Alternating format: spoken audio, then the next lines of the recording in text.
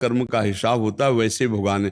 कोई ऐसे पुत्र आते हैं कि जन्म से पैसा खर्चा करते करते बाप को ऋणी बना दें, और कोई ऐसे आते हैं मेहनत करके माता पिता को भगवान की तरह पूजते हैं, सुख देते हैं। तो इन सब जगह देखा जाता है कि कहीं ना कहीं कर्म होते हैं, दोनों के कर्म के संयोग से ही परिवार में आना होता है। मान लो पुत्र जो आ रहा है तो पिता भी रचना उसी के कर्म के अनुसार वैसे ही पिता होगा। कोई पिता है कि अरबपति खरबपति, कोई बेचारा लेबरी करके कमाता है और जीव उसके यहाँ पुत्र बनता है, एक उसके यहाँ पुत्र बनता है। एक मेहनत से कमाकर अपने पिता को सुख और एक कमाई हुई संपत्ति का नाश करके विलासिता में दुख प्रदान करता है। तो ये कर्मों के अनुसार होता है, इनमें दोनों का कर्म संयोग रहता है, दोनों का संयोगित कर्म रहता है।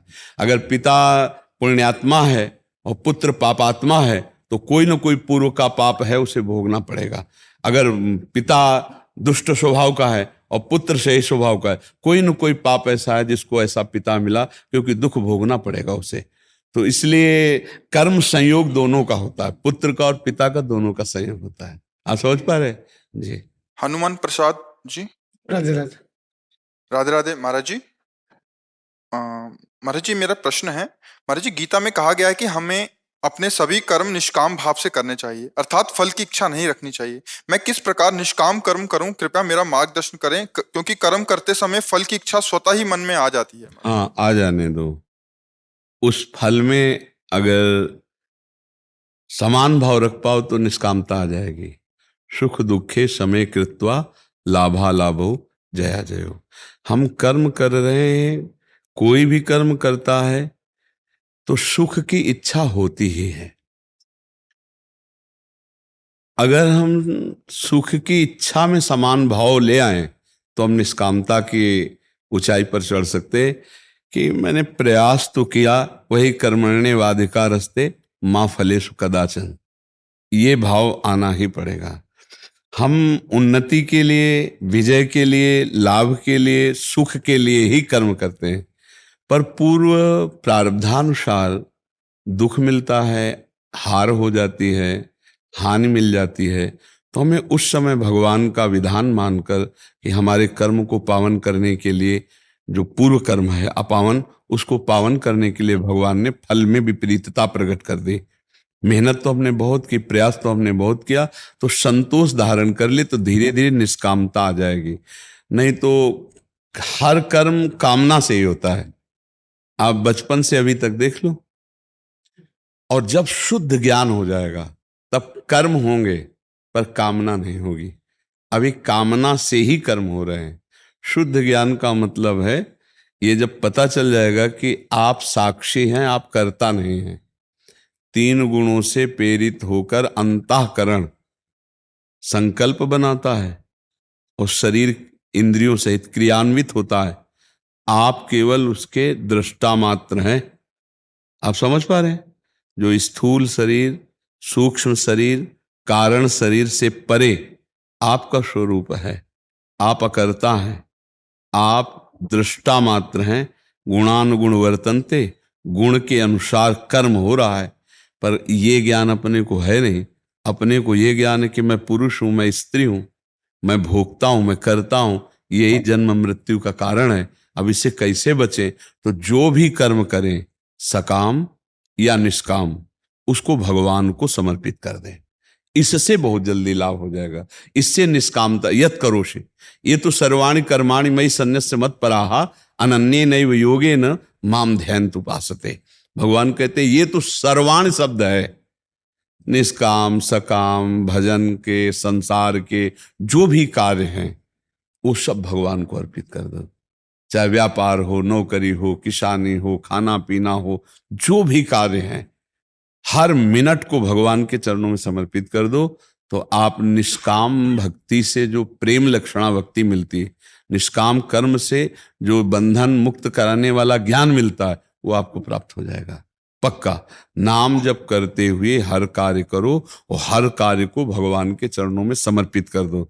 अब सुख की आशा तो जब तक जीवत तो है, जीवत तो तब तक रहता है जब तक देह भाव रहता है, नहीं तो वो शिव ही है।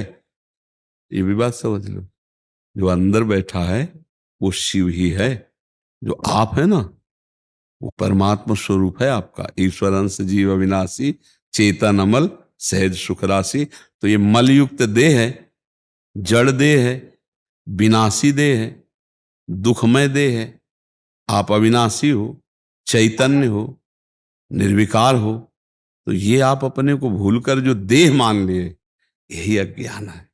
इसी अज्ञान का नाश करने के लिए उपासना, तो चाहे कर्मयोग की उपासना हो, चाहे भक्ति योग की उपासना हो, चाहे ज्ञान सांख्य योग की उपासना हो, उपासना से अज्ञान नष्ट होता है।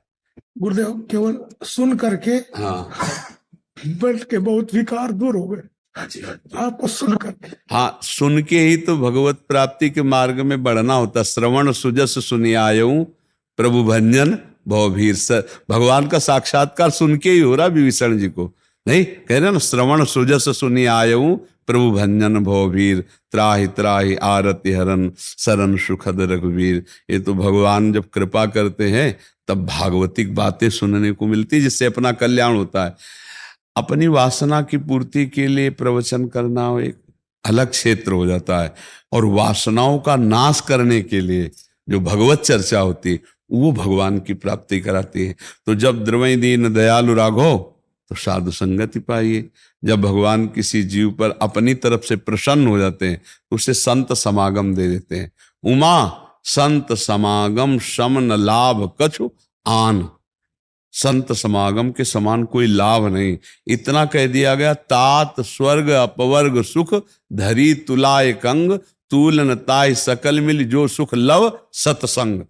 एक क्षण मात्र का सत्संग जीवन का जीवन परिवर्तन कर देता है। भगवान के प्रेमी जनों के संग का ऐसा परिणाम बताया गया है। बड़े बड़े व्रत यज्ञ और वेदाध्ययन आदि से जो लाभ नहीं मिलता वो सत्संग से मिल जाता है। भगवान श्री कृष्णचंद्र जो एकादश स्कंद में कह रहे हैं, व्रतांसी यज्ञ छंदांसी तीर्था नियमा यमाह यथा वरुंधेत सत्संगा सर्वसंगोपहो इमाम।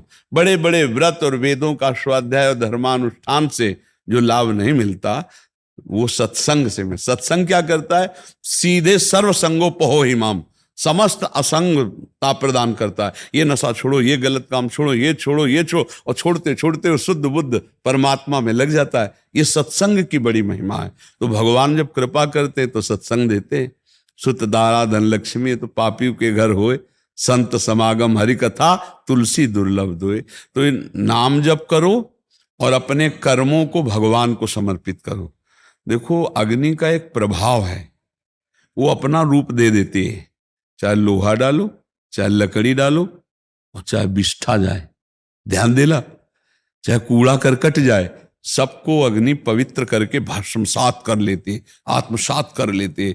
ऐसे ही सर्व सच्चिदानंद भगवान अपिचेत सुदुराचारो भजते माम अनन्य भाग साधुरेव समंतव्या सम्यक व्यवसित। चाहे जैसे हम नीच पापी दुष्ट हो, जब भगवान की शरण में जाते हैं, अपने आप को समर्पित कर देते हैं, तो भगवान उसे करो सद्यते साधु समाना। भगवान कहते मैं उसे साधु बना देता हूं। तो इसलिए समस्त कर्म भगवान को। देखो, सकामता हमारे स्वभाव में बैठी है।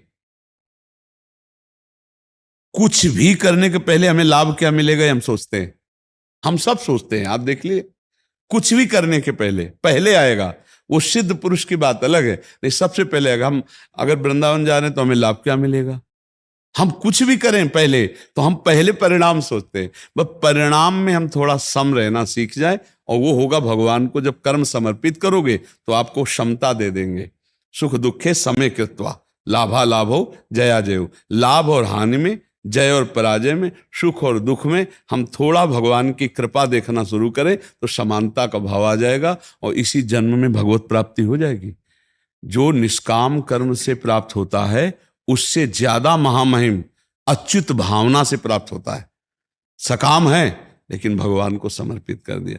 देवर्षि नारद जी ने भागवत में कहा कि यदि निष्काम कर्म किया जाए और अच्युत भावना विहीन हो तो विशेष लाभदायक नहीं। अच्युत भावना, भगवत भावना में तो हम भगवान के लिए कर रहे हैं। हर कामना, हम हर कर्म, जैसे हम संपत्ति कमा रहे हैं तो भगवान के द्वारा दिया हुआ परिवार है, भगवान के द्वारा दी हुई सेवाएं हैं, उनकी पूर्ति के लिए धन चाहिए तो हम भगवान के लिए ही कमा रहे हैं। परिवार भी भगवान का ही दिया हुआ सेवा है, सेवा क्षेत्र है। तो अब हम रसोई बना रहे हैं तो भगवान को भोग लगाएंगे, पूरा परिवार पाएगा। ऐसे हर क्रिया चाहे वो किसान हो, व्यापार हो, नौकरी हो, राष्ट्र सेवा हो, सब भगवान की है ना। तो यत करो, जो कर्म करो भगवान को